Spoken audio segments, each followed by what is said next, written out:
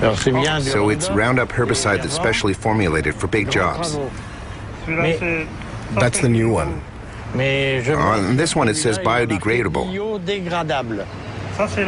That's the old one. It doesn't say biodegradable anymore, so it must no longer be biodegradable. It's the same product. I imagine they don't have the right to say it anymore. It must not really be biodegradable. Be careful not to spray it in my face. Oh, I'm not a murderer. Well, I'm sure these Roundup-ready soybeans are ready to harvest today. They're probably about, I'm going to say about 11.5% moisture, so they're perfect for harvest. First heard about Roundup-ready soybeans in a farm magazine about 8 years ago, and it seemed like a neat innovation. The soybean has a protein genetically inserted into the plant, and its resistance of Roundup. The Roundup is sprayed on the plants. There's some definite advantages. If you look at my field here, you don't see weeds. When label directions are carefully followed, Roundup is not harmful to humans, animals, or their environment. Copyright Monsanto, made in Belgium. If you see any snails, don't spray them because they'll be inedible. So watch the strawberries.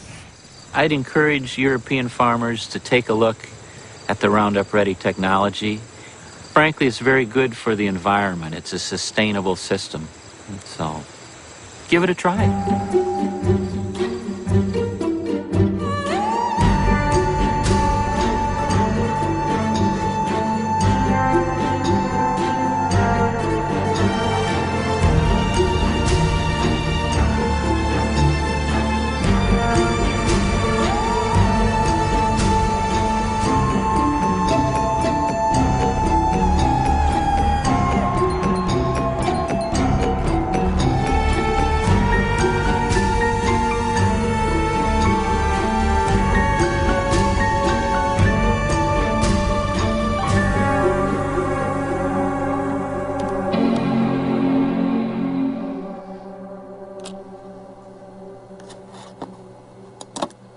Monsanto. For 20 years I've traveled the globe, and everywhere I've heard about this American multinational. But what I've heard hasn't always been positive. Wanting to know more, I surfed the web for months to put the pieces of the puzzle together. On its website, Monsanto positions itself as an agricultural company that aims to help farmers produce healthier food while reducing agriculture's impact on our environment. Its leading product is Roundup, the world's best-selling herbicide for the last 30 years.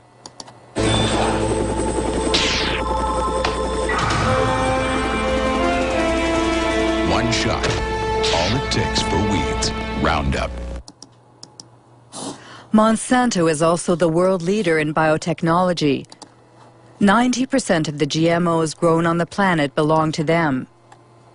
Most of them have been genetically modified to resist the application of Roundup, like Roundup-ready soybeans.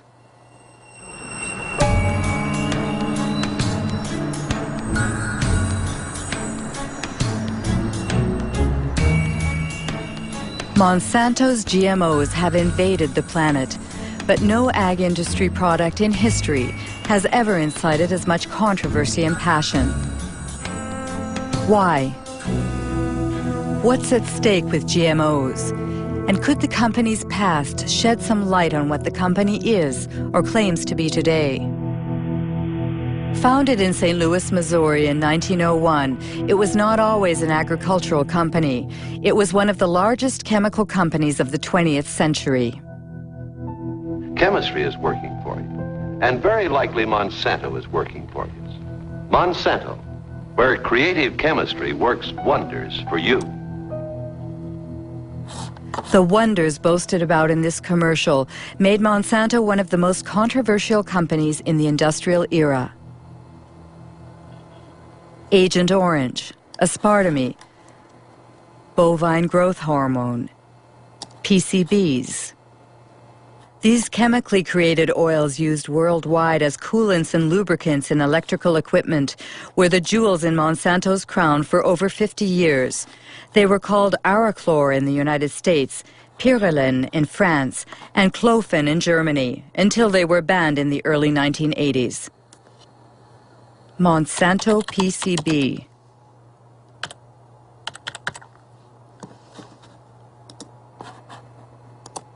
A Washington Post article from 2002. Monsanto hid decades of pollution. It happened in Anniston, Alabama.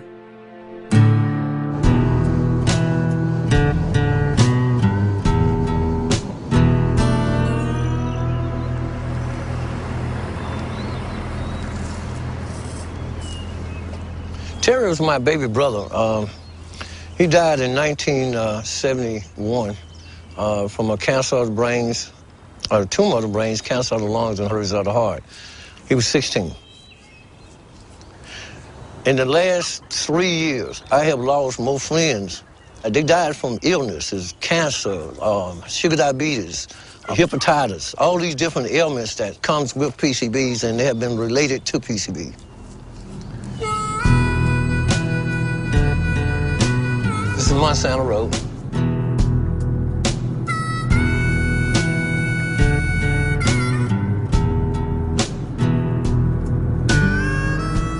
This is all just a black area, minorities that live in this area. But every one of these homes was like contaminated. They just cleaned that yard up over there to the right about 6 months ago. These was all homes. These people lived here, and they had to move. The houses was torn down.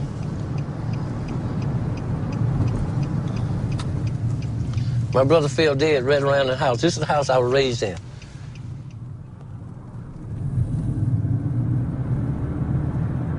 See this grass right here? They buried PCBs over here.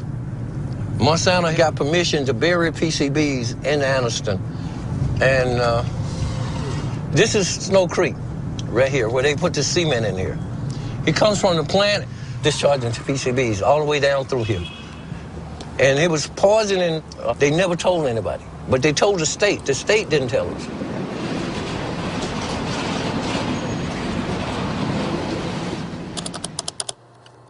PCB Monsanto knew, but what exactly did they know? An environmental organization in Washington, D.C., headed by Ken Cook, has put internal Monsanto files online. Most of them are classified confidential.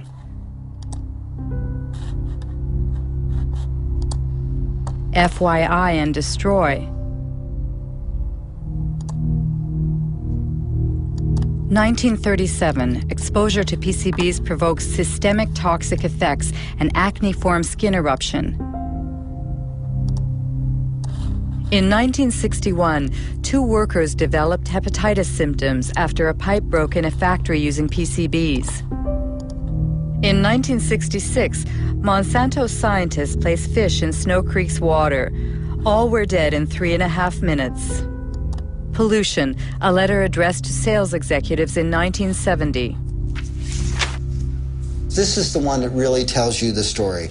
They're saying, we can't afford to lose $1 of business. Their neighbors in Anniston were not told about the poisoning that they were inflicting upon them because they didn't want to lose $1. It was only when lawyers went to court on behalf of people in Anniston and forced the company through the legal system to disclose these internal secret documents that we knew what they knew. They knew the truth from the very beginning. They lied about it. They hid the truth from their neighbors. They hid the truth, in many cases, from the government authorities. And when they did share information with government authorities that should have been acted upon, the government authorities, instead of siding with the people who were being poisoned, sided with the company. They sided with Monsanto. It was outrageous, absolutely unforgivable.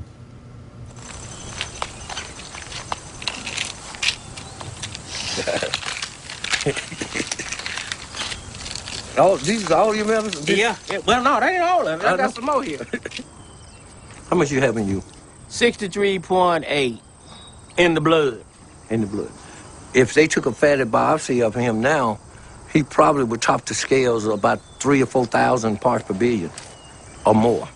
And which is the level acceptable? I mean, Acceptable is 2 parts per billion. That's the standard all around the world. But these people, we have more in our bloods and in our body than actually anywhere else in the world. it's usual here to speak about his PCB level. We all talks about it because it became a household word now. Kids used to run up to me, Mr. Baker, I got tested. I had 3 parts per billion in my blood. How long do you think I got? That's a horrible story. But what do scientists think about it? On the web, you can find numerous articles concerning the effects of PCBs on human health. David Carpenter is one of the most qualified specialists in the field. He carried out the testing for the Anniston residents. We all have PCBs in our bodies. The polar bears and the penguins have PCBs. And what has happened is in the past, there were a few sites where PCBs were released, but over time, they've gone into the air, they've gone into the water, they've transported, so the whole world is now contaminated with PCBs. The issue is that many diseases are caused by PCB exposure. The one everyone knows about is cancer.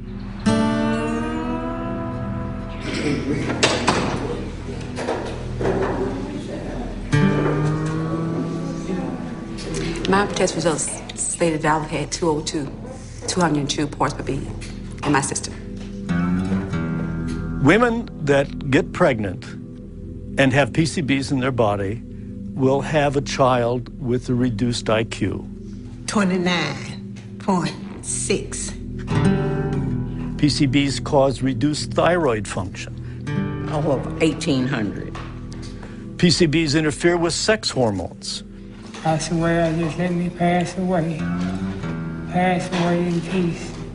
He's gonna pay, I said then. He's gonna pay for the way that he has done to us.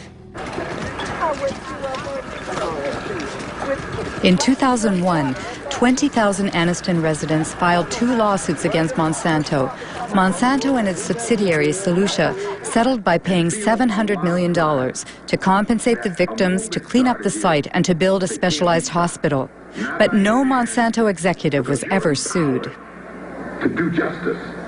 Under American law, in most instances, it's very rare for executives or officials in these companies to be held criminally responsible. So we have the civil system, the civil courts.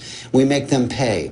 And the truth of the matter is, in most instances, the price these companies pay decades later is a fraction of their profits. And this is why it pays to keep these problems secret. And it makes you wonder what they might be keeping secret now. I have to say, we would never trust a company like Monsanto to tell the truth about a pollution problem or about a product. We would never trust them. Ken Cook says we would never trust a company like Monsanto. So what about Roundup, the world's favorite herbicide used by gardeners and farmers alike? What is it exactly? It's the brand name Monsanto gave to glyphosate, a so-called non-selective or total herbicide because it destroys all plants. First sold in 1974, it owes its great success to Monsanto's unwavering claims that it is biodegradable and good for the environment. Voici Roundup, le premier désherbant biodégradable. Il détruit les mauvaises herbes de l'intérieur jusqu'aux racines et ne pollue ni la terre ni l'os de Rex. Roundup, le désherbant qui donne envie de désherber. Roundup biodegradable. Ken Cook was right. The company was found guilty of false advertising. Twice. The first time was in New York in 1996. And the second was in France just last year. The judges found that the wording biodegradable leaves the soil clean and respects the environment were false advertising. Especially since, according to tests performed by Monsanto itself, Only 2% of the product had broken down after 28 days. That's why Monsanto recently removed the word biodegradable from its containers. But that's not all. Many scientific studies have shown that Roundup is highly toxic. For example, Roundup provokes cell division dysfunction, a study by Professor Robert Bellet.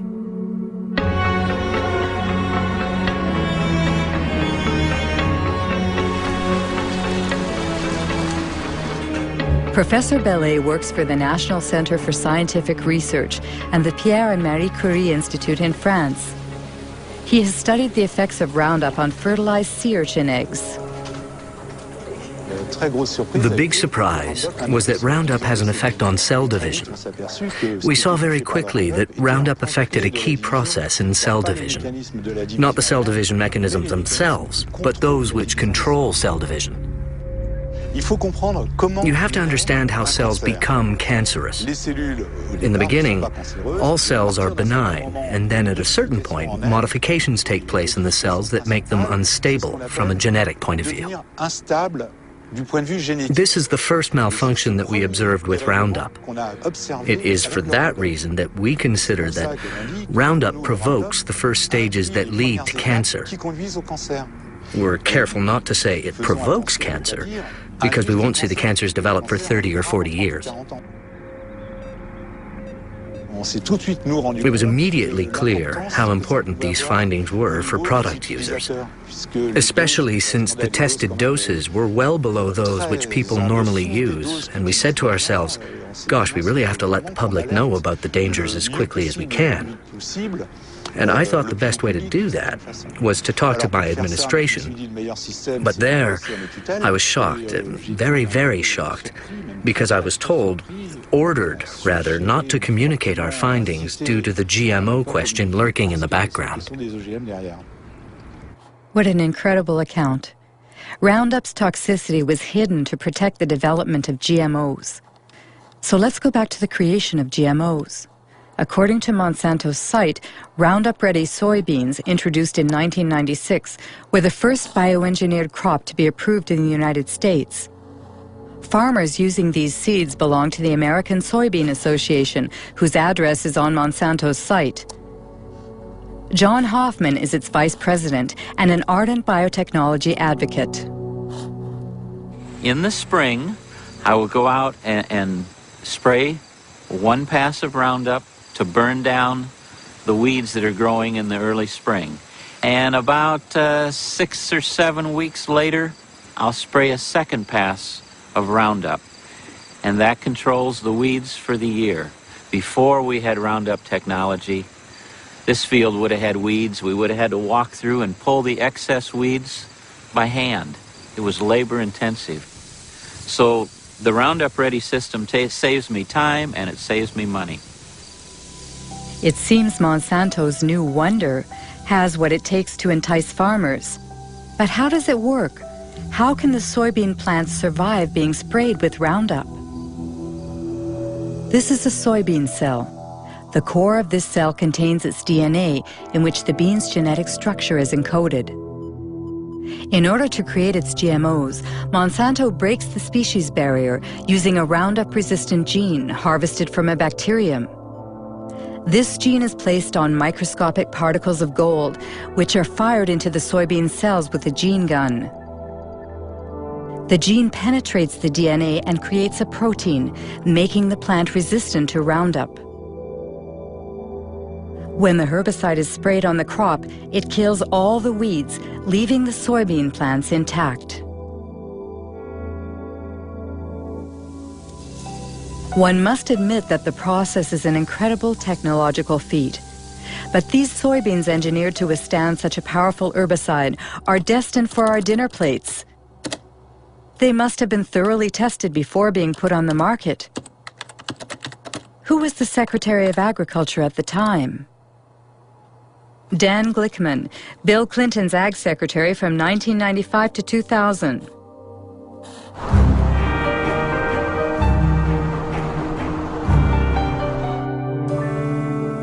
What I found in the early years I was involved in the regulation of biotechnology, that there was a general feeling in agribusiness and inside our government in the U.S. that if you weren't marching lockstep forward in favor of rapid approvals of biotech products, rapid approvals of GMO crops, then somehow you were anti-science and anti-progress. Well, I think that, frankly, there were a lot of folks in industrial agriculture who didn't want as much analysis as probably we should have had because they had made a huge amount of investments in the product. I mean, I think that, and certainly when I became secretary, given the fact that I was in charge of the department regulating agriculture, I had a lot of pressure on me not to push the issue too far, so to speak. But I would say even when I opened my mouth in the Clinton administration, I got slapped around a little bit by not only the industry, but also some of the people even in the administration. In fact, I made a speech once where saying that we needed to more thoughtfully think through the regulatory issues on GMOs. And I had some people within the Clinton administration, particularly in the U.S. trade area, that were very upset with me. They said, how could you in agriculture be questioning our regulatory regime?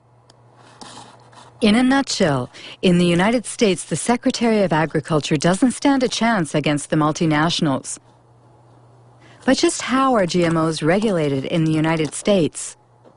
The most crucial policy on the subject was published by the FDA, the Food and Drug Administration, which is legally responsible for regulating the safety of food and medicine.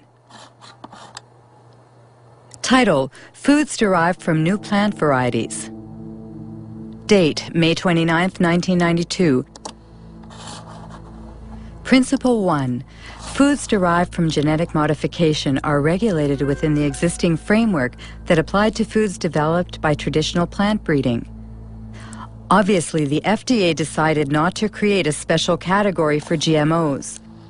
For further information, contact James Mariansky, who headed the biotechnology department at the time.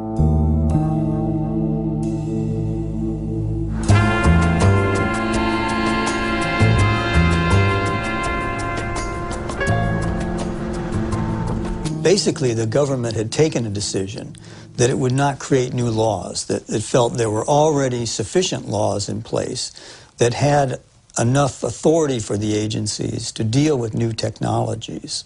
That means the White House asked the agency to write a policy where GMO should not be submitted to a specific regulatory regime? But it's not based on scientific data. It's a political decision? Yes, it was a political decision. It was a very broad decision that didn't apply to just foods. It applied to all products of biotechnology.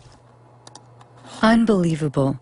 James Mariansky admits that GMO regulation was based on politics rather than science. How exactly did they justify their decision? Principle 2.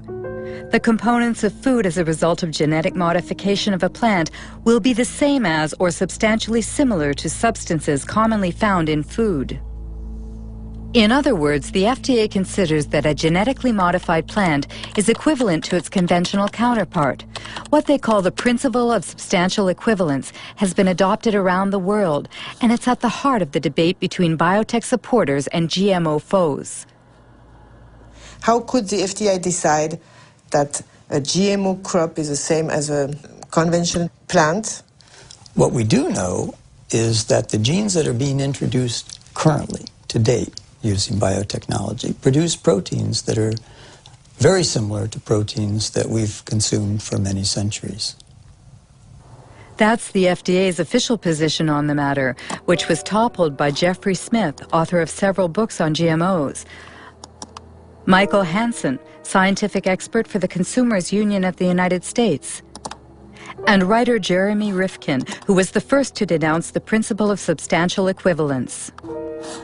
The reason why GM crops are here is based on a deception that occurred in the FDA. They said that these foods are not different. They use the word substantially equivalent. They use the word not meaningfully or uniformly different. And what that turned into was a terminology called generally recognized as safe. or grass. Typically, if something is to be considered generally recognized as safe, it needs lots of peer-reviewed published studies and an overwhelming consensus among the scientific community. With GM crops, they had neither.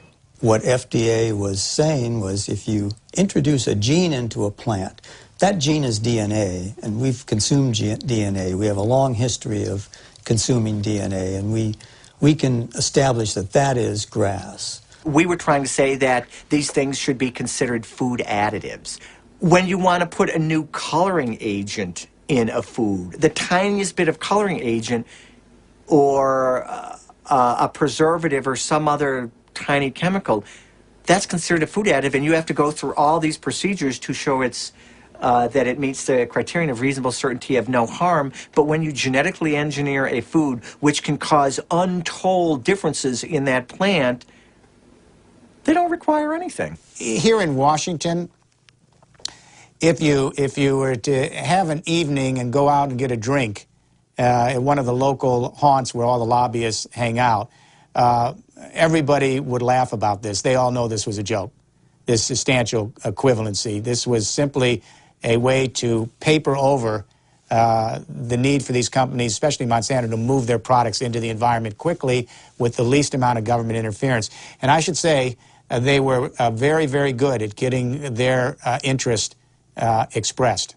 I remember meetings that we had where the Monsanto scientists met with the FDA scientists, and they went through the kinds of modifications that they were making and how those were being done. And basically what they were also saying to FDA is, how will these products be regulated? I have never seen a situation where one company could have so much overwhelming influence at the highest levels of regulatory decision-making as the example of Monsanto with its GM food policy in the government. Exceptional news footage actually shows George Bush Sr. visiting Monsanto's research facility 9 years before Roundup-ready soybeans were first sold. What I'd like to do today is show you some of the steps we go through when we're moving genes from one organism into another.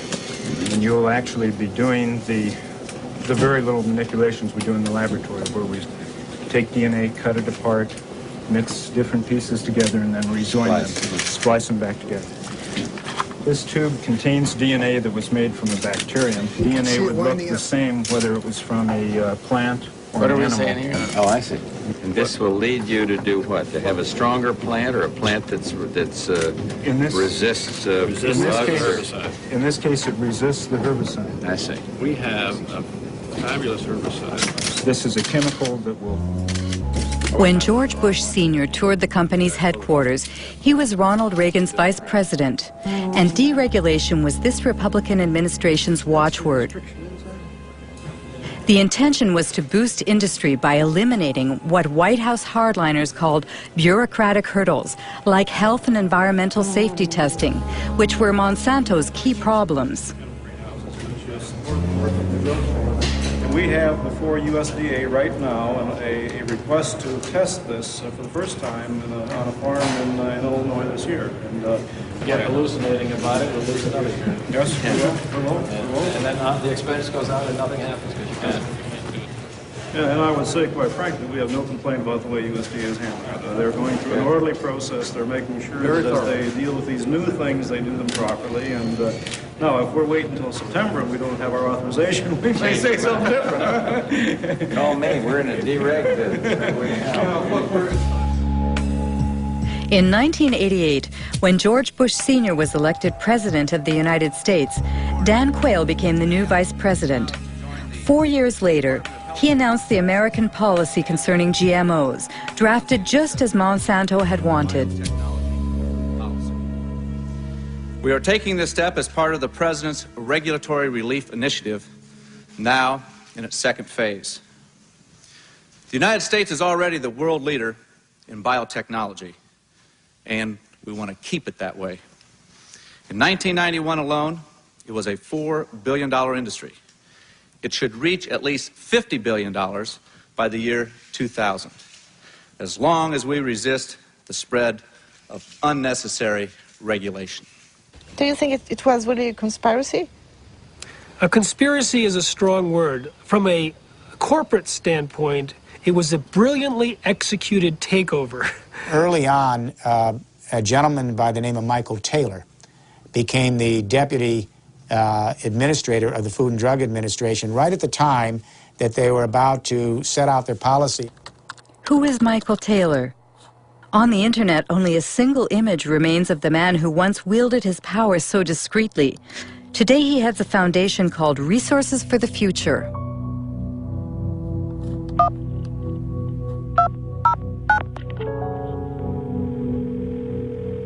Hello, Marie-Monique speaking. Hello, it's Mike Taylor. My questions are about your role. I mean, when you were working at the FDA, before being hired by the FDA, you worked as an attorney for Monsanto during 7 years, didn't you? Well, I was a partner in a law firm of which Monsanto was a client, and I worked on some Monsanto matters, yes. And apparently, if I understood well what I read, the FDA created a new position for you, Deputy Commissioner for Policy? Well, because there was a special need at that time at the FDA because of the new GMOs? It had nothing to do with GMOs. Nothing at all to do with GMOs. I wasn't the author of these policies, but that's just false. He moved over to the FDA in July of 1991. Up until that time, he was at a law firm called King & Spalding. His personal clients included not only Monsanto, but the International Food Biotechnology Council. And he had drafted for them a proposal for how they would like to see genetically engineered foods regulated. And if you look at the proposal that was written for IFBC, that was Michael Taylor's, with the final one that was published, it looks very, very similar. So if he didn't write it, it looks like somebody took what he wrote and changed it slightly for the policy. Mr. Taylor was the deputy commissioner at the time, and he provided the leadership for the project and served as the chief, the sort of the lead policy person in terms of making sure that the project got done. So Monsanto played that game very well, both the political game and the regulatory game. They played a key role in bovine growth hormone in getting that thing approved, and also in how genetic engineering was dealt with. Michael Hansen has just mentioned bovine growth hormone. What's that? It's a transgenic hormone that's injected into cows, increasing dairy production by 20%. It would be an understatement to say that it had critics. The hormone threatens our health. Deadly poison. Manipulation. Called RBGH for recombinant bovine growth hormone, Monsanto began selling it to dairy farmers in 1994 under the brand name Posilac.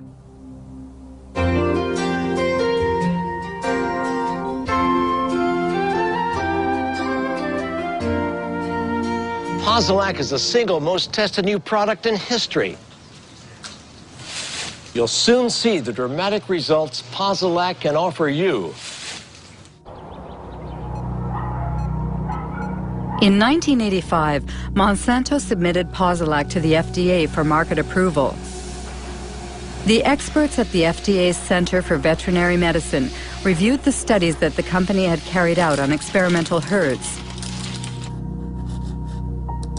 At the FDA, the veterinarian in charge of reviewing the data was Richard Burrows. In an interview, he stated that agency officials had suppressed and manipulated data.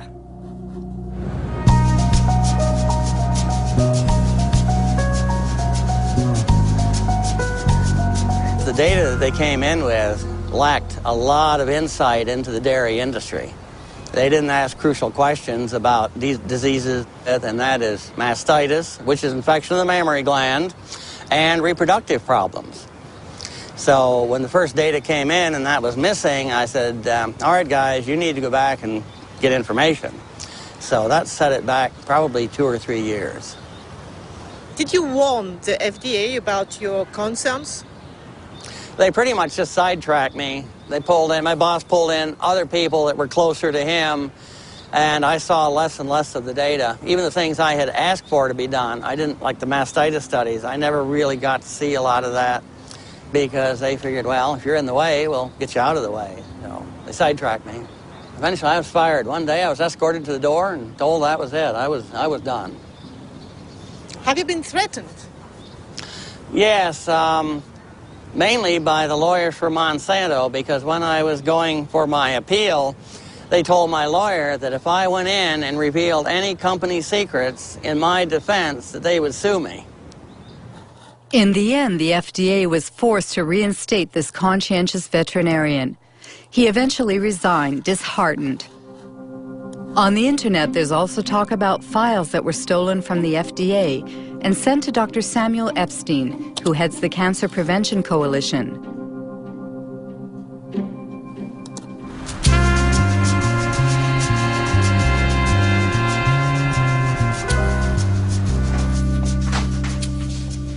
In 1990, Samuel Epstein published an article in the Milkweed, the standard for dairy reporting, edited by Pete Hardin. The scoop was based on the secret documents that the two men scrutinized. One morning, I came in, I think in October of that year, I came into my office and found a great big box of documents. And it came from Washington, but no indication as to who sent it. This was a box of files of all Monsanto records which had been submitted to the FDA on the veterinary tests in the preceding 6 years or so. Well, this was great fun.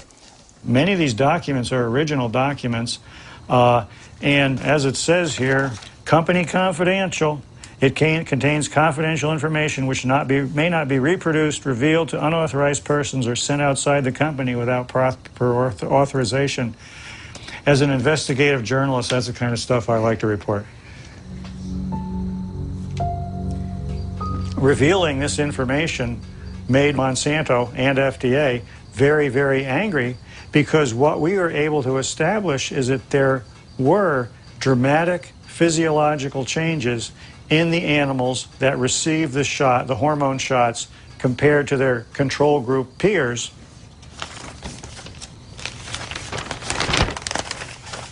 For example, we see the ovaries of the cows receiving the synthetic hormone in the different treatment groups were, for the right ovaries, 34% larger, 42% larger, and 44% larger.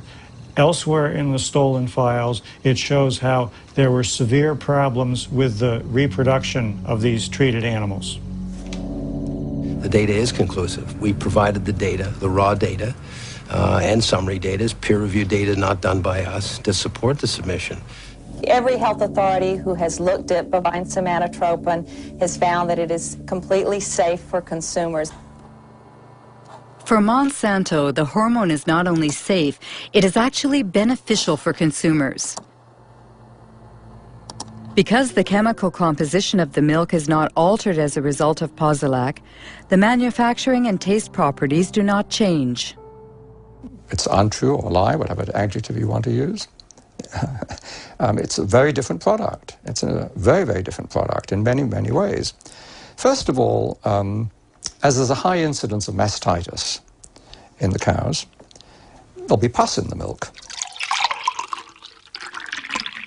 And then you'd find antibiotics given to the cows to treat the mastitis. So a wide range of antibiotics would be in the milk. Apart from that, and very, very importantly, very substantial increases in levels of IGF-1, or insulin-like growth factor 1. There have been a series of studies, somewhere in the region of 60, relating increased levels of IGF-1 and breast, colon, and prostate cancers. Absolutely incredible. Are there other countries that have approved RBGH? Apparently, the hormone was banned in Europe and Canada. Canada? That's strange because Health Canada usually models its decisions on the FDA's. RBGH, scandal at Health Canada.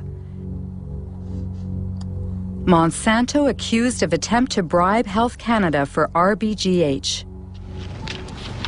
Margaret Hayden, I swear that the evidence I shall give on this examination... In October 1998, 3 scientists from Health Canada testified before a Senate commission in order to stop the approval of the transgenic hormone. The scandal was made public by whistleblower Dr. Shiv Chopra. Shall be the truth, the whole truth, and nothing but the truth. So help me God. My question to myself was, what truth am I going to tell? The one I know or what the minister is telling me to tell?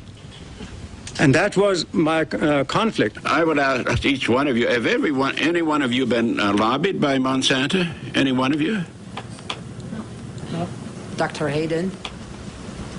I did attend a meeting back approximately about, I believe, 1989-90, and Monsanto representatives had met with myself and my supervisor, Dr. Drennan, and my director, Dr. Messier, and at that meeting, an offer of $1 to $2 million was made by the company, and I don't know any more about what became of that, but my director indicated after the meeting that he was going to report it to his superiors. How did Monsanto react? Well, Monsanto did not deny that they made the offer of $1 to $2 million at this meeting.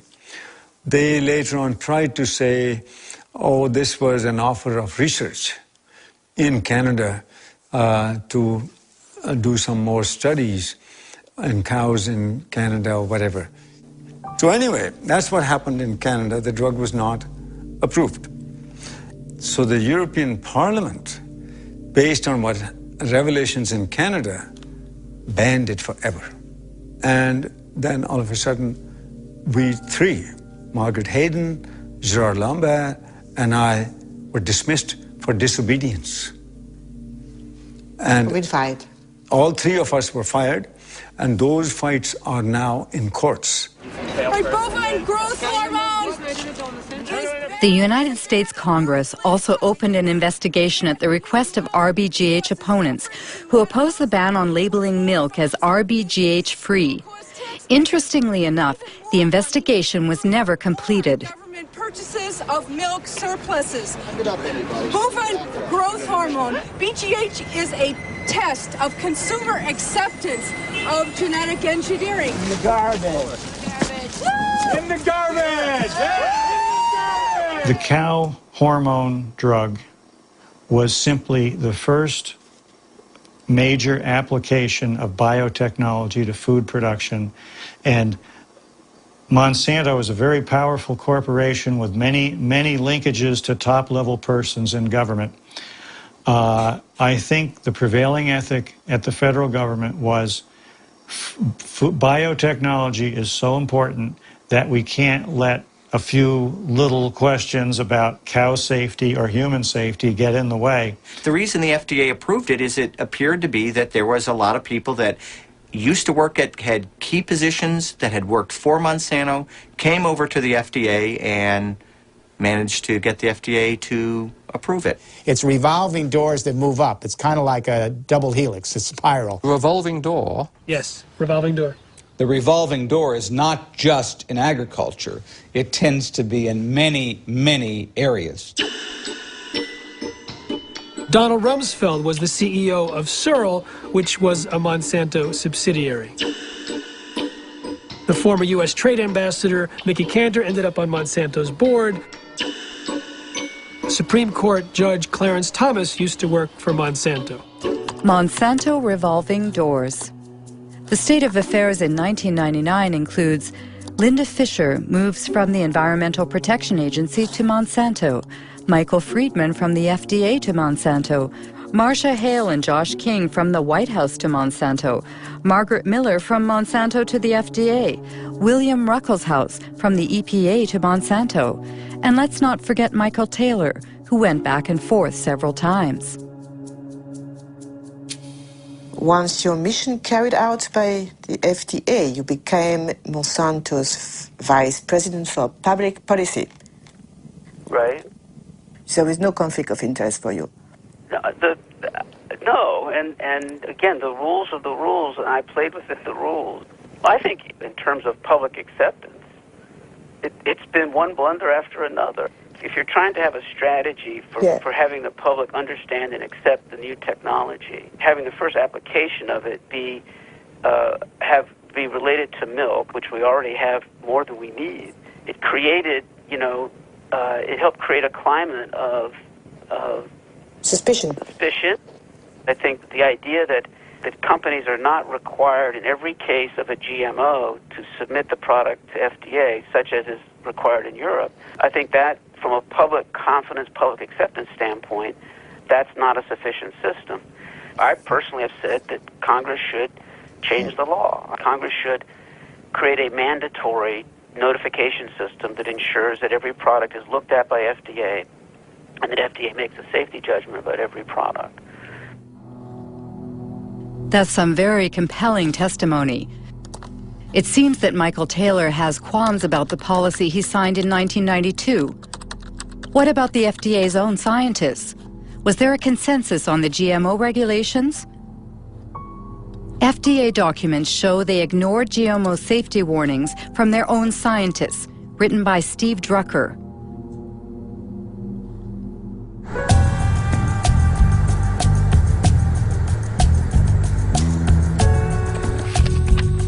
Lawyer Stephen Drucker represents a coalition of nonprofit associations.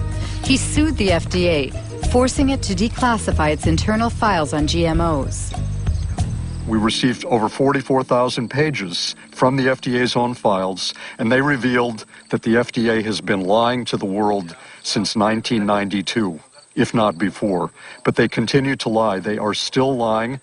They claim that there's an overwhelming consensus in the scientific community that genetically engineered foods are as safe as their conventionally produced counterparts. And they claim that there has been sufficient data to back up this consensus. Both of those claims are blatant lies.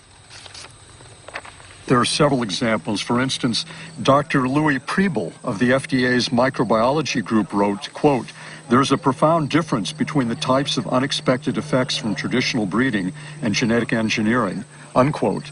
Then Dr. Priebel added in his memo that some of the aspects of genetic engineering may be more hazardous.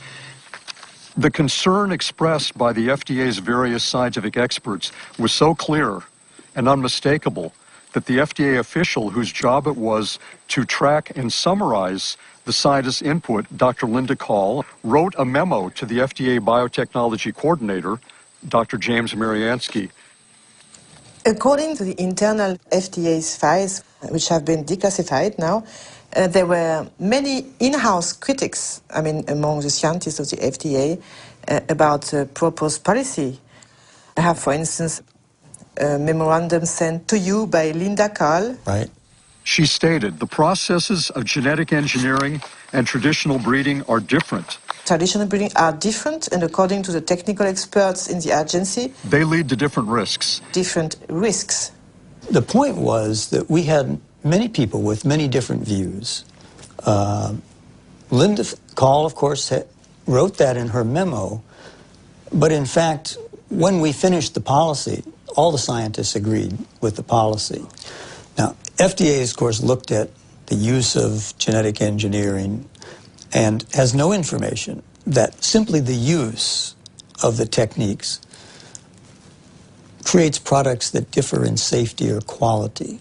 Even before the consistent warnings in the memos from the FDA's own scientists, the FDA had very clear warning because the very first genetically engineered food supplement that came to market in the United States caused a major epidemic. Do you remember what happened in '89 with L-tryptophan?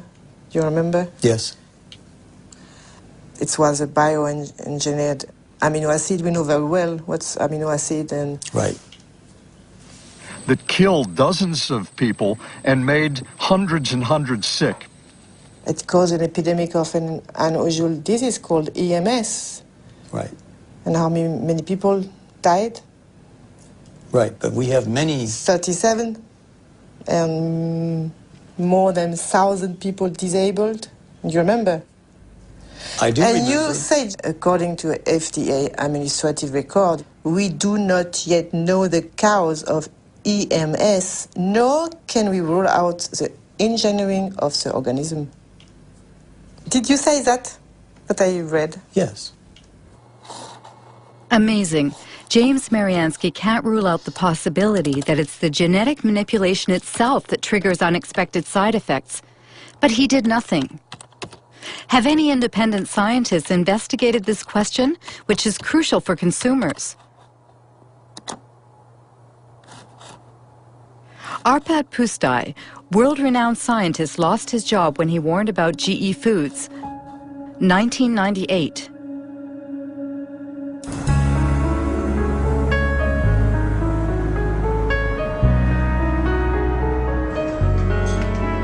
Arpad Pusztai worked for the Rowett Institute in Scotland. At the Ministry of Agriculture's request, he led a study on genetically modified potatoes with a budget of over €2 million and a staff of 30 researchers to prepare the arrival of GMOs in Great Britain. We were all enthusiastic about it. I was enthusiastic about it. The ministry thought that if we did this study, looking at all aspects, then it would be an endorsement of GM. And when they introduce it, they would say that the foremost laboratory in Europe, nutritional laboratory, had looked at them and they found them all right. Arpad Pusztai specializes in lectins. These proteins function as an insecticide protecting plants against aphids. Rowett scientists had created potatoes that were resistant to aphids and into which they introduced a snowdrop gene, which produces the lectin in question. Beforehand, they verified that in their naturally occurring state, lectins themselves do not pose a health risk. The genetically modified potatoes were tested on rats. It had twofold effects. First, it started to increase a proliferative response in the gut. And that you don't like because this is possibly, I'm not saying that it is cancerous, but what it does, it can have an adjuvant effect on any chemically induced tumor. The other thing is the immune system was certainly got into high gear. And that was, we don't know whether it's good or bad, but it certainly did recognize the GM potatoes as alien. And we were convinced that this insertion is causing the problem and not the transgene. As I said, the transgene, when we did it in isolation, even at 800-fold concentration didn't do any harm. It was a very important point because the American FDA is going on by about a neutral technology. And what we did say and what we did publish was actually corroborated, confirmed that it was not the transgene which was the problem, but it was the technology.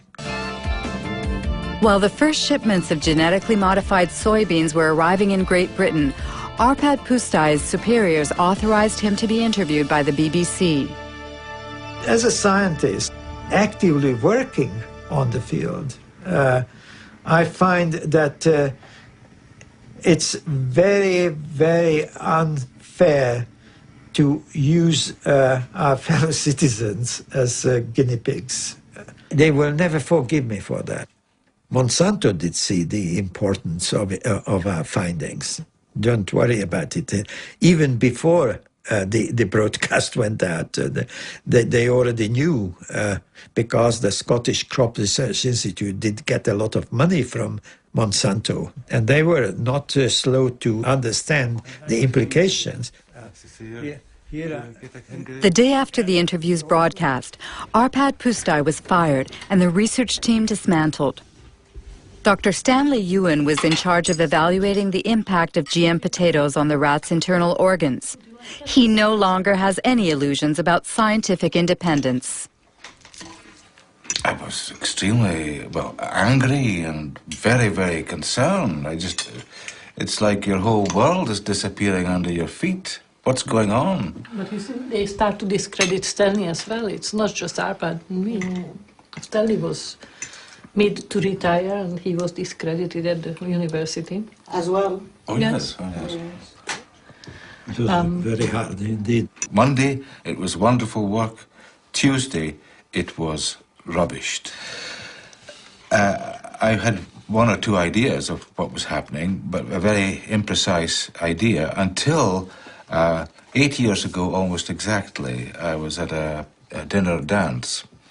And next to me at the top table was someone from the road called Dutteroy, who happened to say, I said, isn't it awful what's happening to Arpad?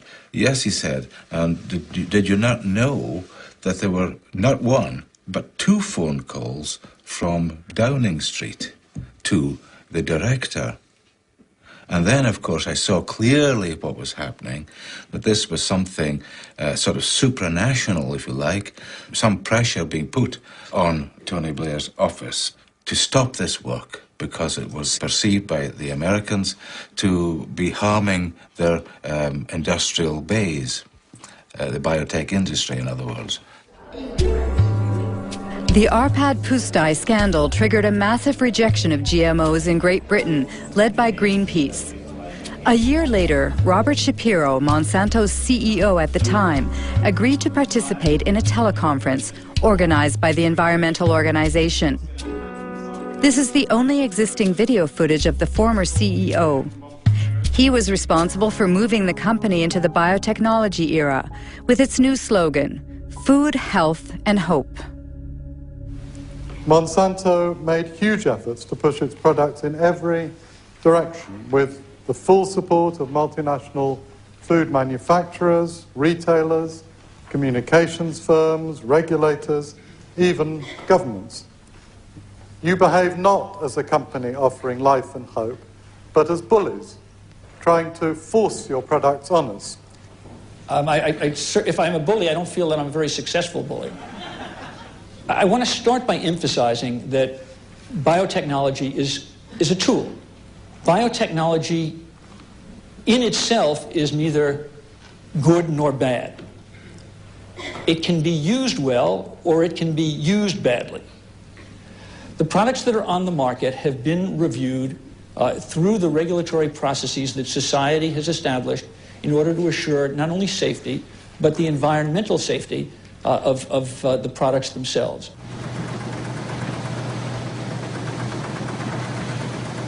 After 10 years on the market, Roundup Ready soybeans account for 90% of all the soybeans grown in the U.S.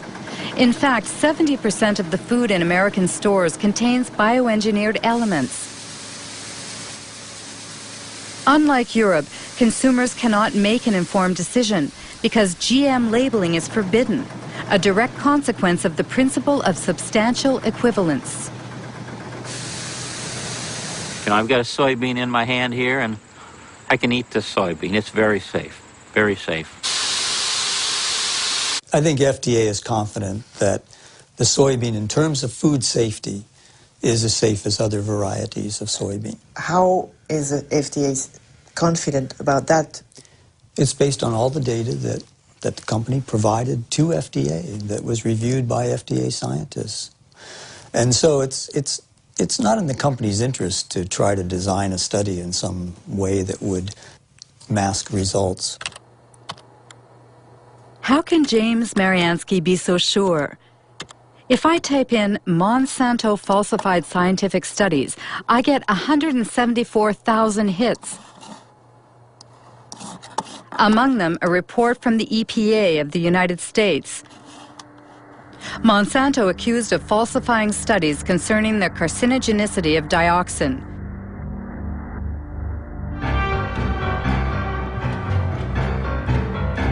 The story began in Nitro, in a Monsanto factory that produced a powerful herbicide called 2,4,5-T. In 1949, an explosion in the factory provoked unexpected side effects. 228 workers developed an extremely disfiguring illness called chloracne. It's caused by dioxin, which is a highly toxic byproduct of 2,4,5-T.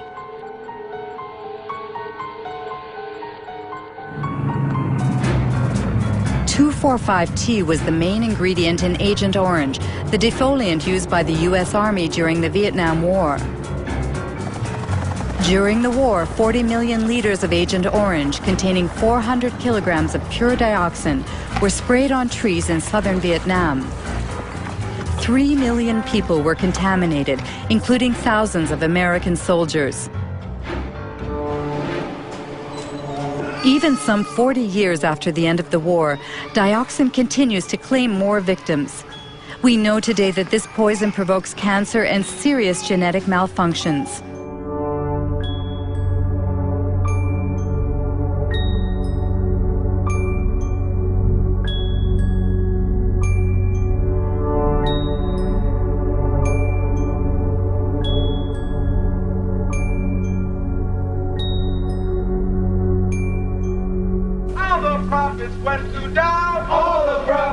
In 1978, while American Vietnam veterans were suing the makers of Agent Orange, Monsanto sponsored studies on the long-term effects of dioxin.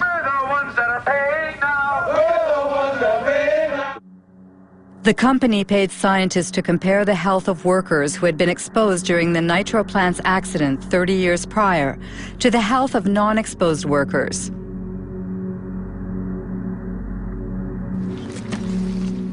There are two experts on the subject.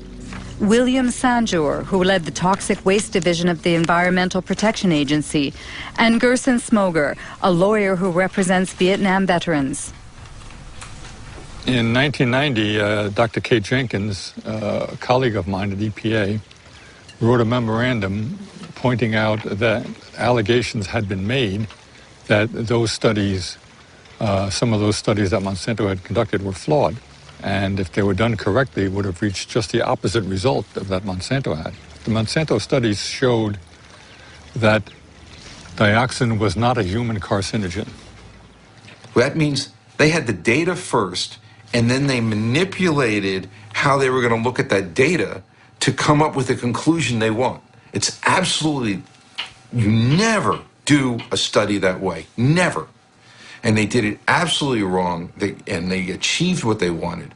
And it came out later that there were people that had cancer that in one of those two studies were listed as being exposed to dioxin, and the same 5 people in another study were listed as not being exposed. When you put all these cancers into the unexposed, then it looked like the unexposed people were getting as much cancer as the exposed, and they said, look, there's no difference. See, they're the same. So then thousands of veterans were disallowed benefits because of exposure to Agent Orange. So all policy was affected by those studies for 7 to 9 years in this country. Being a good scientist and a good EPA employee, and someone, by the way, who was quite fearless, Kate Jenkins wrote a memorandum to the EPA Science Advisory Board asking them to review these 2 studies to see if they were correctly done. The fact is, there was no investigation of Monsanto. It didn't exist. Nobody investigated those studies. Nobody, period. What they investigated was Kate Jenkins, the whistleblower. They made her life a hell. They harassed her. They changed her jobs. They persecuted the poor woman. If you think of Monsanto today, they are telling that their GMOs, for instance, are sound and safe. Do you trust the company? I wouldn't believe the word that company says, nothing.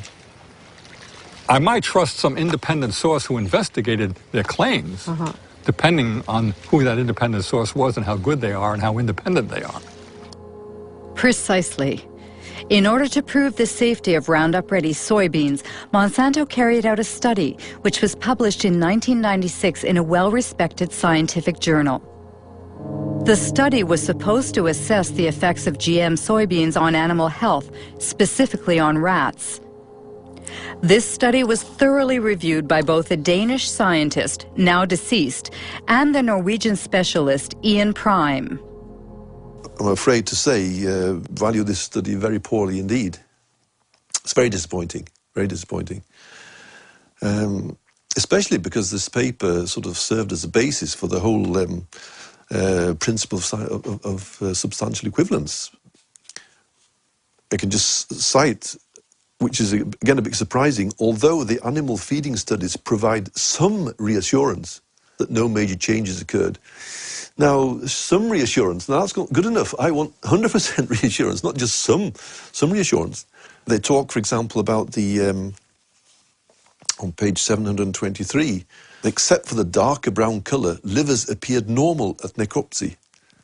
I mean, you can't do that without looking inside. You have to look at the content inside the liver, taking sections, showing under the microscope that there is no difference. They've used, for example, older rats. Obviously, again, if you want to avoid any problems, okay, use an adult.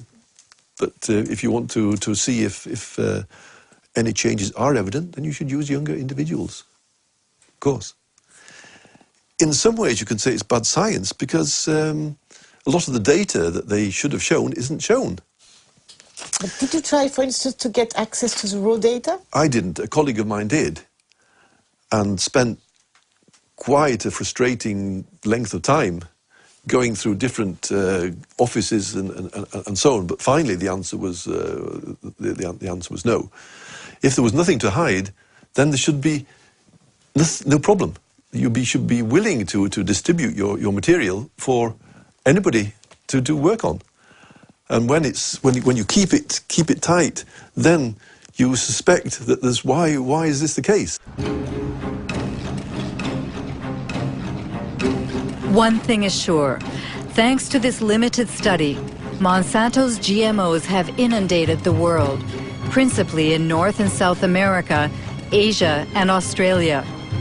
After only 10 years, transgenic crops now cover 250 million acres. 70% are Roundup resistant,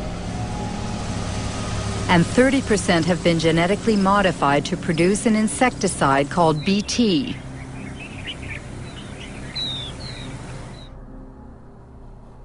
Since 2001, the company has published a yearly document titled the Pledge Report, a kind of ethics statement in which Monsanto tries to justify its business practices. At the heart of the opposition to GMOs is the subject of patents. This is what Monsanto calls their intellectual property, which are supposed to protect their investment. In North America, every farmer who buys bioengineered seeds must sign a technology agreement in which the farmer promises to respect the company's patent on the modified gene. Biotech crops are protected by U.S. patent law. And so I may not in any way save seed to replant the following year. It's something that is a protection for Monsanto, for biotech companies, because they literally invest millions and millions of dollars to produce this new technology. And how can Monsanto know that someone, for instance, replant harvested seeds?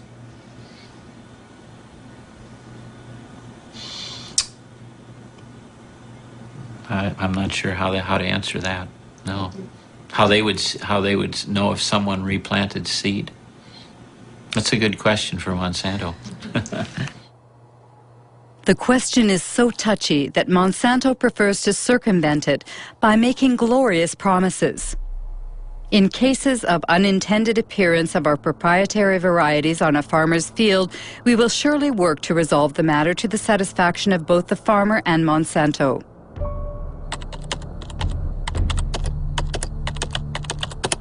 The reality seems much less idyllic. The Center for Food Safety in Washington, D.C. published a study on farmers sued by Monsanto for having not respected its seed patents. It found at least 100 lawsuits and many bankruptcies. Among the victims, Troy Rush, an Indiana farmer.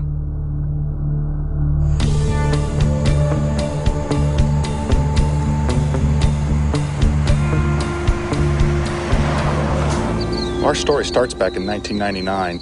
A gentleman, and I use that term loosely, showed up at my mother and father's farm, and he claimed to be a private investigator hired by Monsanto. And he was out investigating farmers saving their own seed, and asked us, he'd come right out and ask us if we'd saved their seed.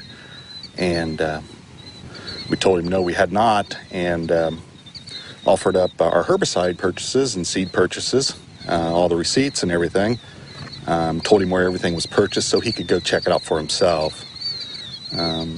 He declined that offer.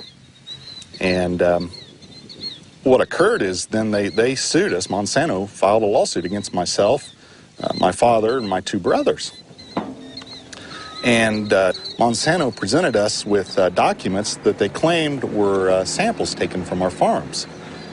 To obtain those samples, Monsanto had to have trespassed upon our land without our permission and stole those samples. That year, I recall we had 492 acres of Roundup Ready soybeans. And they were grown under contract for a company for seed. And the contract was very specific. It spelled out the specific fields, so it wasn't a problem in isolating those fields. Everybody knew it. And why did you settle out of court with Monsanto? Well, after 2.5 years of this, the family was just destroyed. The stress involved in this, I mean, they're in essence threatening 5 generations of work. And if they would to prevail in something like this, it's all gone. They take it all away. They take it all away. Good morning. Morning, sir. How are you this morning, Troy? I'm well. How are you, David? Still surviving? Good. Troy Rausch and David Runyon grow conventional soybeans.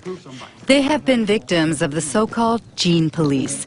Created by Monsanto to enforce its law in the fields, the gene police sow fear in rural America, where farmers denounce the totalitarian methods used in a GMO-dominated world.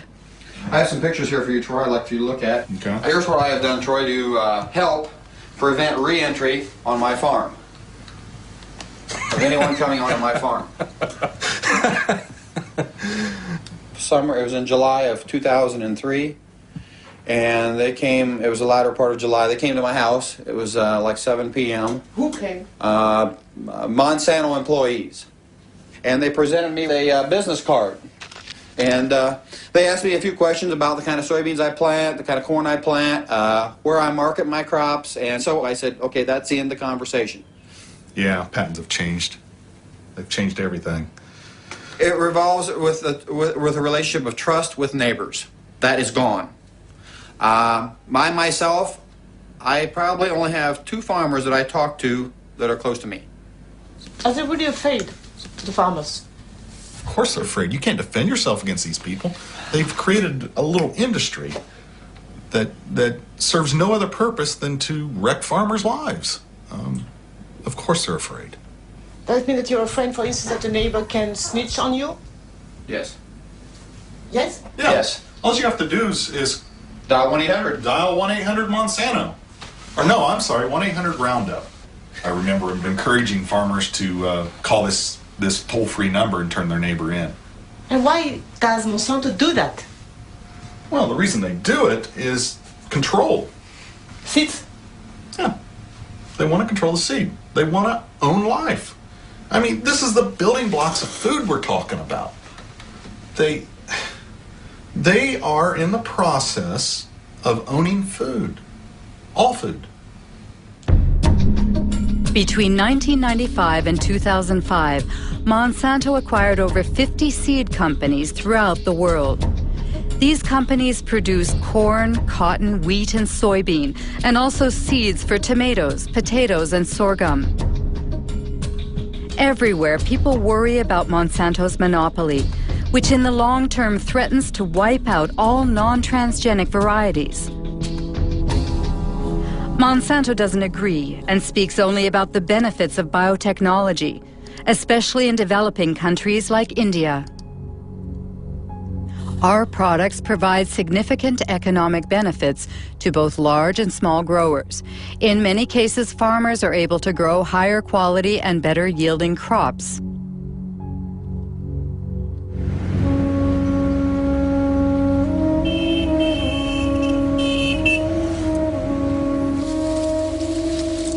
India is the world's third largest cotton producer. In 1999, Monsanto acquired Mexico, the country's leading seed company. 2 years later, the Indian government authorized the sale of BT cotton under the brand name Bollgard. It is genetically modified to produce an insecticide which repels bollworms, a cotton parasite.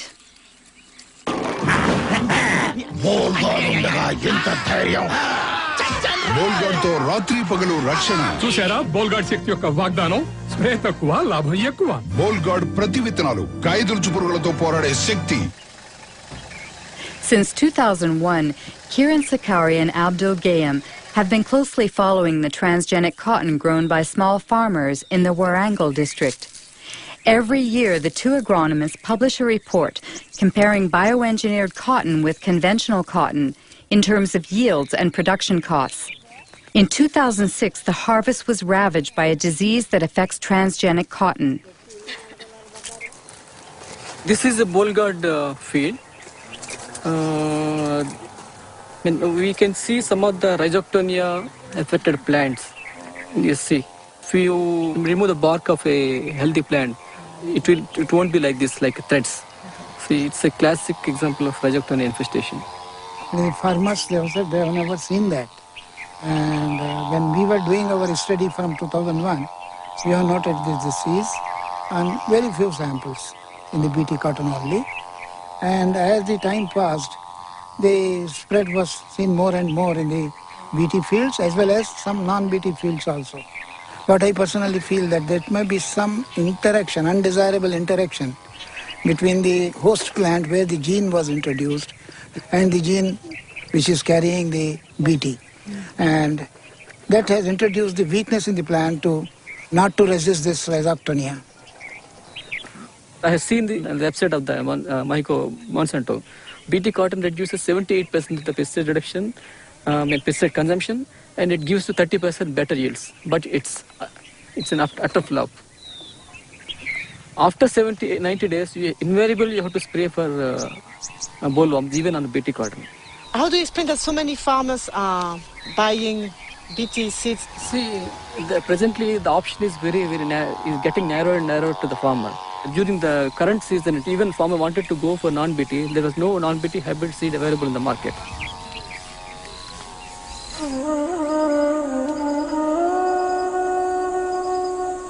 Today in India, Monsanto controls nearly all of the cottonseed market, forcing the locals to buy its seeds at prices 4 times higher than conventional varieties. Small farmers must turn to moneylenders who charge high interest rates. If the harvest is poor, it means bankruptcy, a vicious circle which is decimating Indian villages.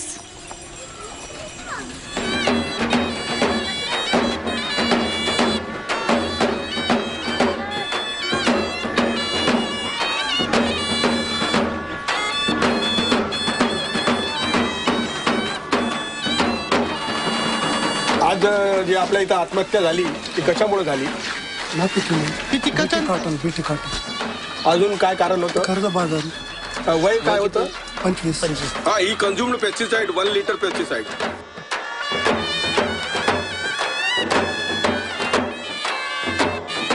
पहिला decide आहे का? नाही.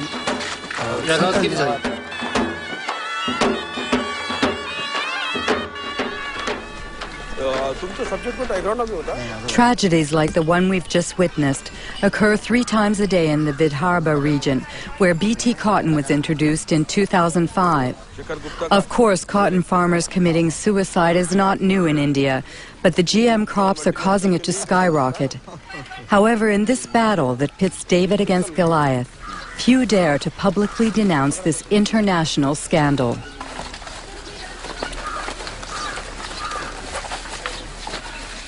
This is Vidarbha's rice growing belt. If you see, the minimum suicides are there. But this is the cotton growing area. The result of the BT cotton is the first year 600 suicides from June 2005 to June 2006. Second year, still today, within 6 months, 680 suicides. So it's a disaster. It's a complete disaster, yes. All these technologies, either it is GM or biotechnology, they're actually making the farmers completely dependent on the market. Because not only that you have to pay more for the seed procurement, but you have to fertilize it. And this very claim that no spraying is required, no pesticide required, is also false. When Monsanto claims in advertising that GM crops are adapted for small farmers, what do you think it's? Our experience shows that it is completely false. It's completely false. It's a lie.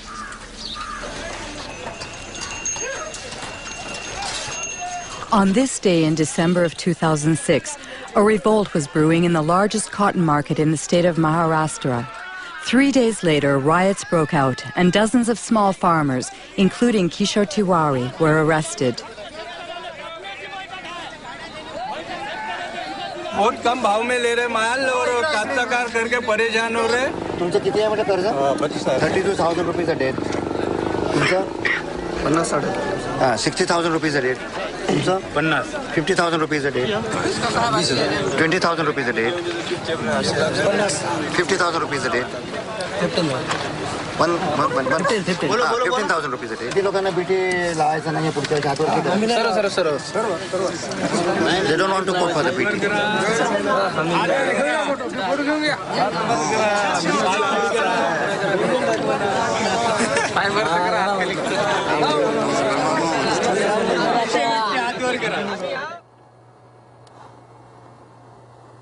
Seeds of Suicide is the title of a book by physicist Vandana Shiva.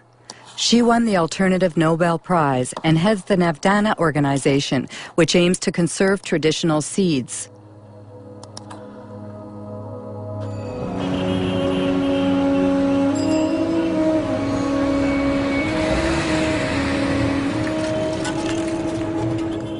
In the beginning, Vandana Shiva's battle was against the first Green Revolution, which brought industrial agriculture to India in the 1960s.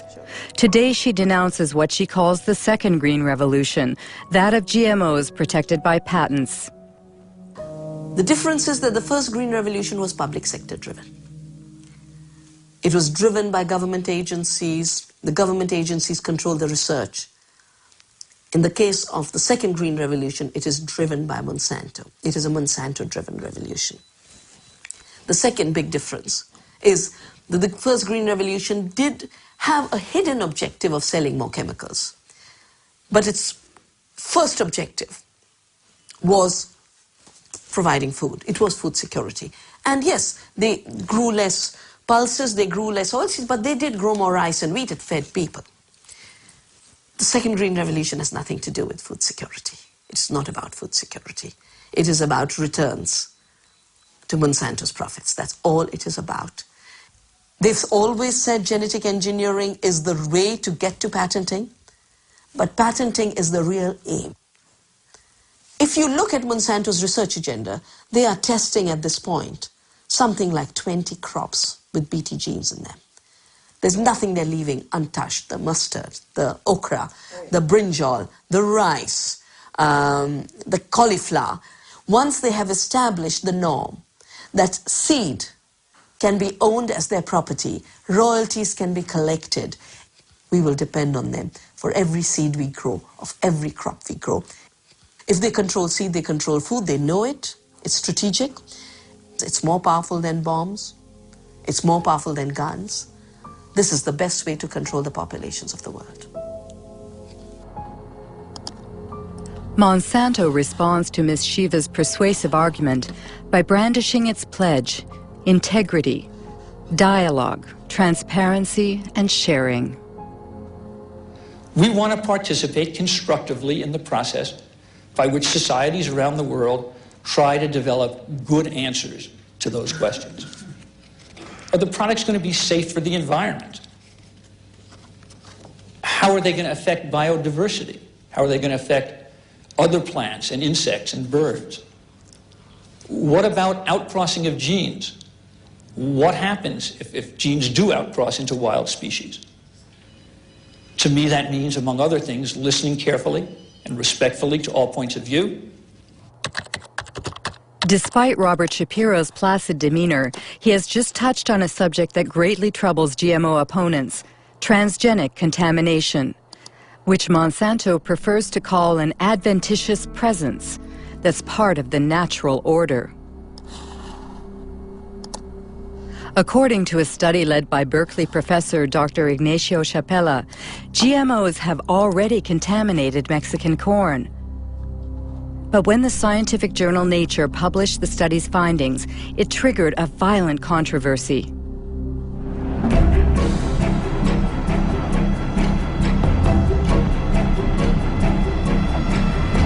I had been working for 15 years with indigenous communities in Oaxaca, in Mexico, and they had been developing the capacity to analyze their environment themselves. One of my students went to try and train people to detect transgenics. We brought with ourselves a positive control. That was a can of corn from the US that we knew was transgenic, and we were looking for a negative control. And we thought the best negative control is going to be corn from the local places, because we all believed that was the cleanest, the most well-preserved source of corn in the world. So the surprise came when we looked at these samples and we discovered that the samples that we all believed would be non-transgenic had already transgenic DNA within them.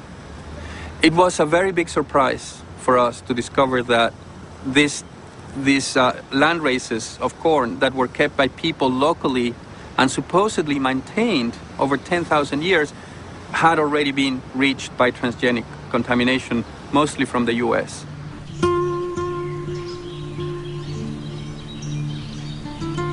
Mexico is the center of origin for corn. More than 150 local corn varieties can be found in just the southern region of Oaxaca. This extensive biodiversity is a treasure, the world's genetic reservoir of corn. Millions of Mexican farmers have maintained it for thousands of years. This corn is for the family? Yes, only for the family. We use it to make tortillas. This year is a good size, so we'll save it as seed for next year's planting. You don't buy your seeds? No.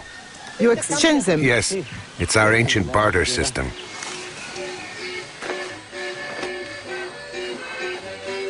To preserve its corn's diversity, Mexico has banned genetically modified crops.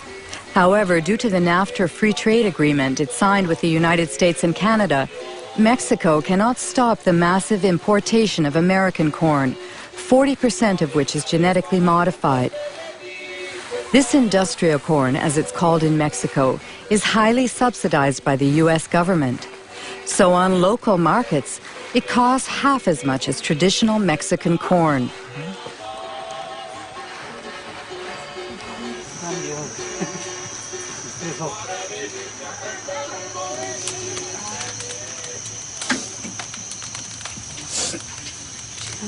Do you always make your tortillas with local corn? Yes. It's natural and has a better yield. Also, it's more nourishing because it comes from pure soil.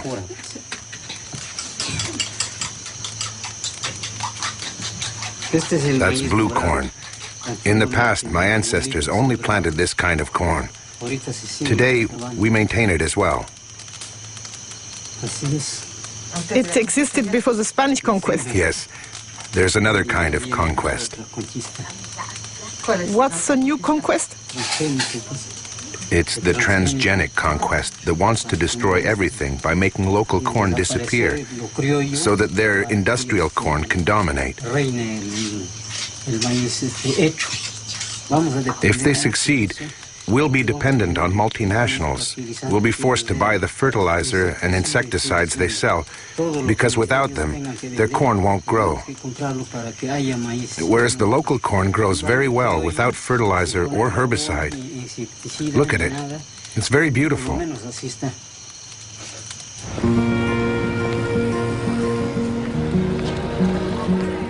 Ignacio Chapela's article provoked a violent reaction in Mexico.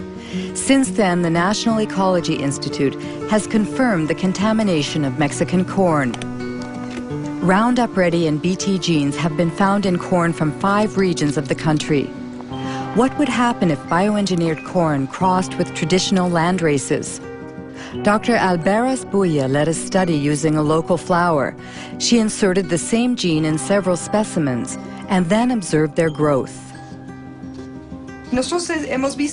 We observed that 2 plants, strictly identical from a genetic point of view, in other words, they both have the same genome, the same chromosomes and the same transgene.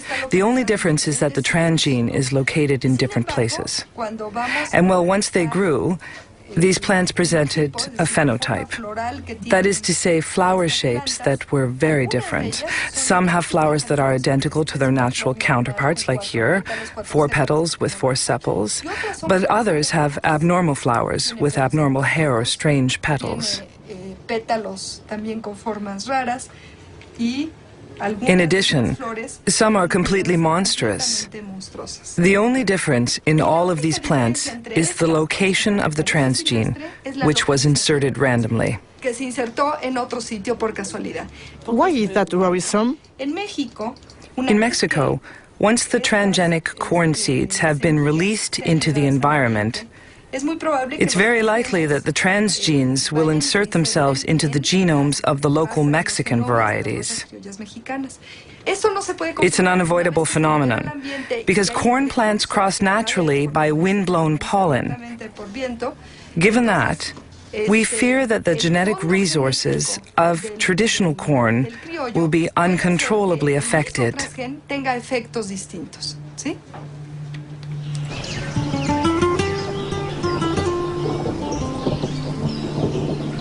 Buenos días, los seguimos invitando para que... Good morning. We invite you to attend a meeting about the new diseases which are infecting our corn because of transgenic contamination. Sobre todo por la contaminación por transgénicos. Aldo heads an organization of indigenous people. For 2 years, he's been leading an information campaign in Oaxaca communities, where Elena Alberas' fears have already been confirmed in the fields. Yo voy a mostrarles ahora algunas imágenes. I'm going to show you some photos of some corn plants that we took in our region of Sierra Juárez. En la región de la Sierra Juárez. We'd like to know if you have already seen this type of plant in your community.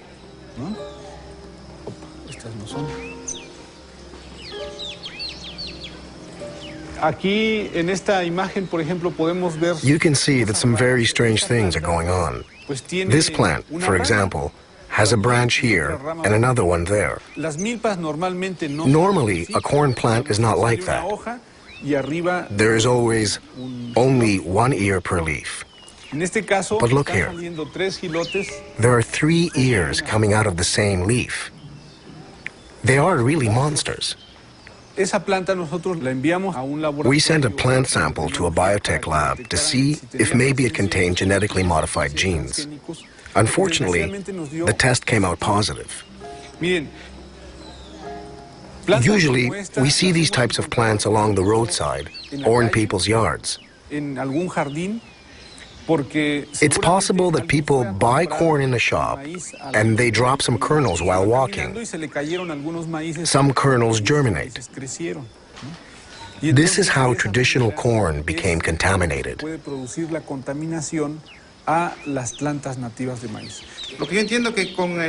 From what you've said, if we don't manage to stop their spread in our fields, soon we'll be forced to buy our corn seed because our own won't work anymore. That's very troubling. What should we do? First of all, if you find a strange plant, you should immediately remove its stamen, because that's where its pollen comes from. pues le quitemos la espiga. In any case, Porque la espiga es you lo must que be sale very del vigilant polen. in monitoring your plants. Sí, tenemos que ser más vigilantes con nuestras milpas. Don't you think it's Monsanto's strategy, what they couldn't achieve legally, they are trying to force through contamination? Yes, we end up wondering if the contamination wasn't intentional. If the center of origin of corn becomes contaminated, the rest of the planet could follow. Contamination only benefits multinationals like Monsanto. How did Monsanto react to Ignacia Chapella's study on Mexican corn contamination? Monsanto's Dirty Tricks campaign against fired Berkeley professor Ignacio Chapella. An article by Jonathan Matthews, who heads GM Watch, a GMO information service based in southern England.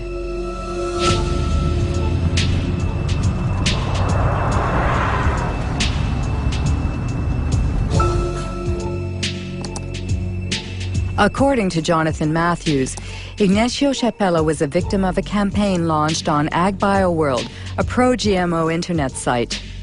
On the eve of the article's publication in Nature, a certain Mary Murphy posted an email that AgBioWorld distributed to thousands of scientists around the world.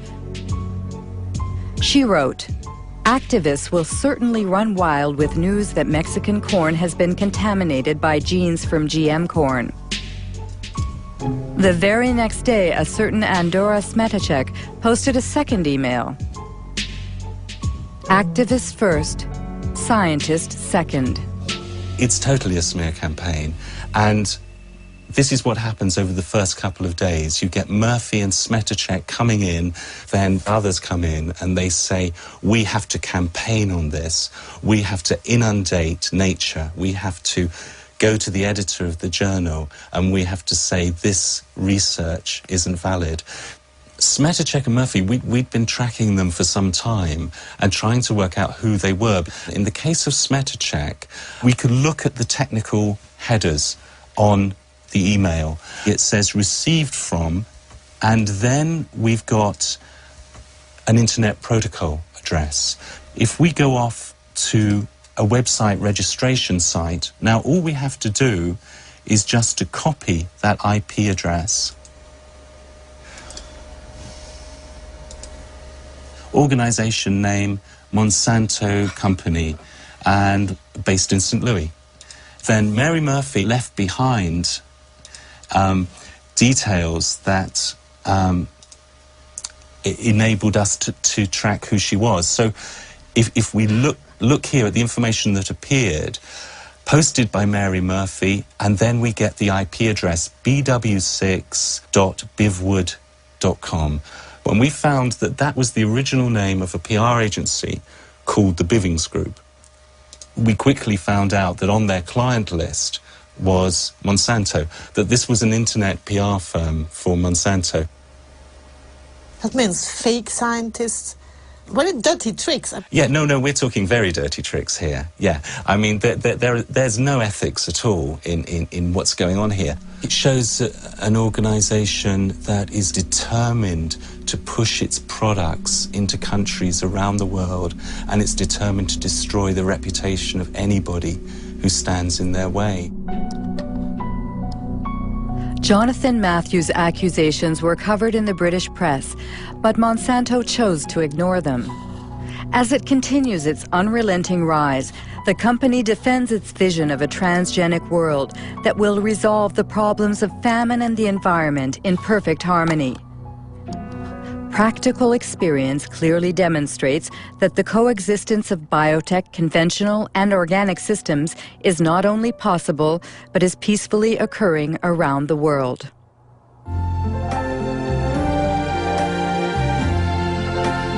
I see trees of green. Imagine mundo que preserve a natureza, o ar, os rios. Onde a gente possa produzir mais, com menos agrotóxicos, sem desmatar as florestas. Você pensa num mundo com transgênicos. What a wonderful iniciativa Monsanto com apoio da Associação Brasileira de Nutrologia.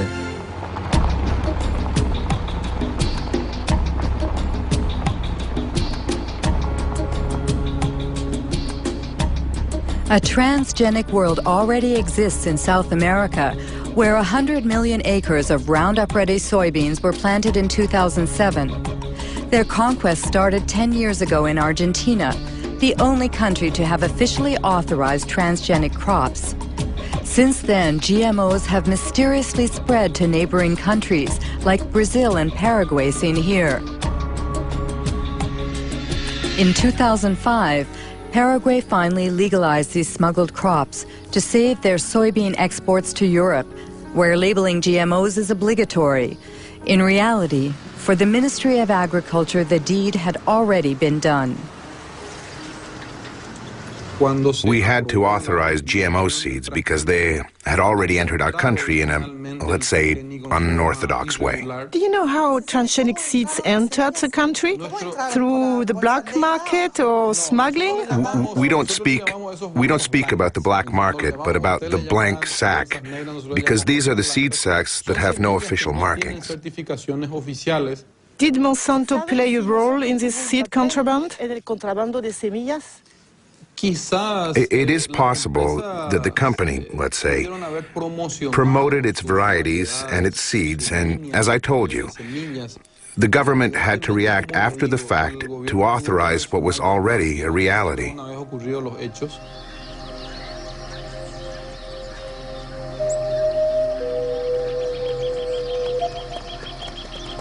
Whatever the origin, contraband has been profitable for Monsanto. As soon as the crops were legalized, the company obtained the right to collect royalties on each ton of soybeans the country produced. Just like in Brazil. Since then, there has been no let-up in Paraguay's deforestation and the expulsion of many small farmers who refuse to relinquish their small plots of land. Jorge Galeano leads a small farmers organization which is fighting against the progression of what he calls the green desert. What we have here is an example of a GM extension of soybeans. In fact, it's a monocrop that destroys everything in its path. Before here, there were fields containing everything that a family needed to live. Plants, trees, manioc, corn. Do you think that a GM crop can coexist with the crops of the small farmers? No, we are sure it can't. There are two incompatible models that can't coexist. It's a silent war that eliminates communities and families of small farmers. In addition, it destroys the biodiversity of the countryside. It brings death, poverty, and illness, as well as the destruction of the natural resources that help us live.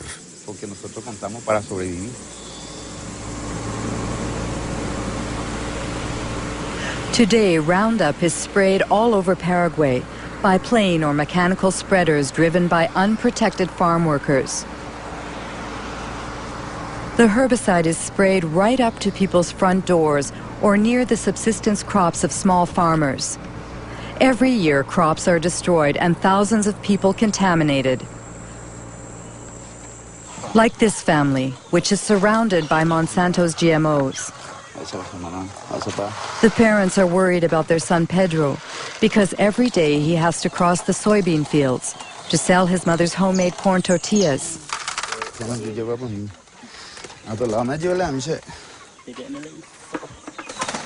How long has he had that? It started 15 days ago. It started on his foot and then it spread. That's how it starts.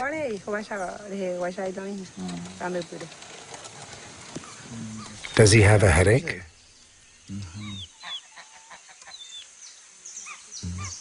Is he eating? Very little. Today he didn't want to eat what I prepared for him.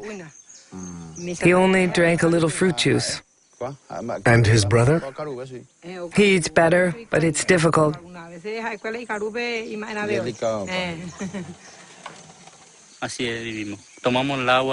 That's the way we live. Recently, we lost 60 ducks and geese. They took a few steps, and then they fell down, dead as doornails. They spray deadly herbicide over there.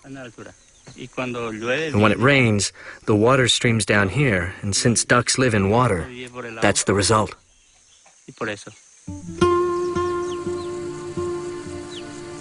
In Paraguay, 70% of the farmland is owned by only 2% of the population. With GMOs, the concentration is increasing. 3/4 of the soybean producers are foreigners staking claims for this new green gold. The ban on animal-based feed after the mad cow epidemic and the recent biofuel craze have caused soy prices to soar, triggering a rush to Roundup-ready crops. According to the last census in Paraguay, each year 100,000 people leave rural areas to live in urban slums. An estimated 70% flee Monsanto's genetically modified soybeans, which are destined to feed Europe's chickens, cows, and pigs. We are going to talk about the production model of GM soybeans promoted by Monsanto.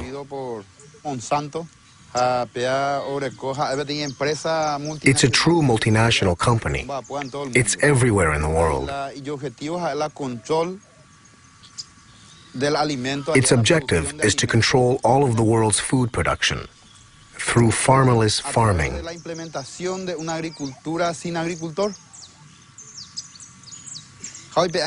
The result is that Monsanto is depriving us of our food sovereignty, of our ability to feed ourselves, without depending on anyone else. That is why we say that we must fight for our independence, for our land. We must defend our communities, our families, and our country. In my case, my family lives in the city, but I don't want to go there. In the city, you have to buy everything, even food. Here, whatever we grow is ours. We can eat whatever we want, but in the city, you can't. If you don't have money, you have to search for food in garbage cans. I'd like to add that these families' struggle to survive touches all of us. In 2007, Monsanto employed 18,000 workers in 50 countries. In 2007, its stock prices continue to rise, and its profits have reached $1 billion. Its shareholders include not only pension funds and banks, but also hundreds of thousands of small investors.